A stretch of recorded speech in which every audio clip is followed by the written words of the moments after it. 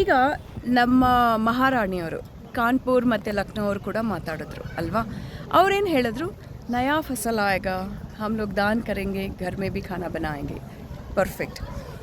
ನಮ್ಮ ವೈದಿಕ ಕಾಲದಿಂದ ನಮಗೆ ತಿಳಿಸ್ಕೊಟ್ಟಿರೋದು, ಮೊದಲನೇ ಫಸಲ್ ಏನೇ ಬರುತ್ತೆ, ಏನು ಬೆಳೆಸ್ತೀವಿ ಅದು ಮೊದಲು ಗುರುಗಳಿಗೆ, ದೇವ್ರಿಗೆಲ್ಲ ಮೊದಲು ಗುರುಗಳಿಗೆ ತಲುಪಿಸ್ಬೇಕು ಅರ್ಪಣೆ.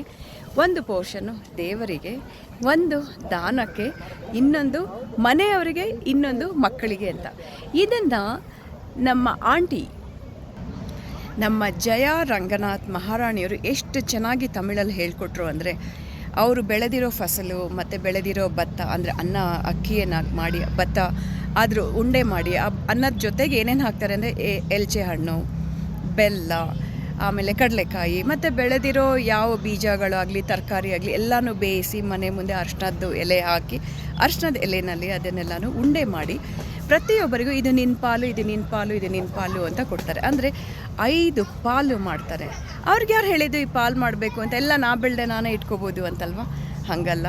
ಅದಕ್ಕೋಸ್ಕರ ಈ ಮಕರ ಸಂಕ್ರಾಂತಿಯ ಮಹತ್ವ ಏನು ಅಂತಂದರೆ, ನಾವು ಏನೇನು ಫಸಲು ಬೆಳಿತೀವೋ ಗುರುಗಳಿಂದ ಹಿಡಿದು, ದೇವರುಗಳಿಂದ ಹಿಡಿದು, ದಾನ ಮಾಡೋದ್ರಿಂದ ಹಿಡಿದು, ಮನೆಯವ್ರ ಜೊತೆಗೆ ಸಂಭ್ರಮ ಮಾಡೋದಲ್ಲದೆ ದೇ ಸ್ಟೋರ್ಡ್ ಇಟ್. ಎಸ್, ನಮ್ಮ ಮುಂದಿನ ಪೀಳಿಗೆಗೆ ಏನೇನು ಸ್ಟೋರ್ ಮಾಡಬೇಕು ಅಂತ ಇದೆಯೋ ಅದನ್ನು ಕೂಡ ಮುಂದೆ ಉಳಿಸ್ಕೊಂಡ್ರು. ಹಾಗಾಗಿ ಪಂಚಭೂತಗಳಿಗೆ ತಲುಪಲಿ ಅಂತಲೂ ಹೇಳಿದ್ರು, ನಮ್ಮ ಮುಂದಿನ ಜನ್ರೇಷನ್ನು ಕಾಪಾಡ್ಕೊಂಬಂದರು.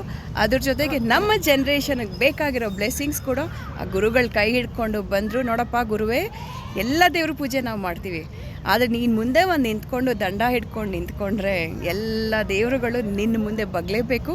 ಹಾಗಾಗಿ ಮೊದಲನೇ ಪಾಲು ಗುರು ಹೋಗುತ್ತೆ, ಆಮೇಲೆ ಗುರುಗಳ ಜೊತೆಗೆ ನಾವು ಕೂಡ ಪ್ರಸಾದ ನೈವೇದ್ಯವನ್ನು ಸ್ವೀಕರಿಸ್ತೀವಿ ಅಲ್ವಾ.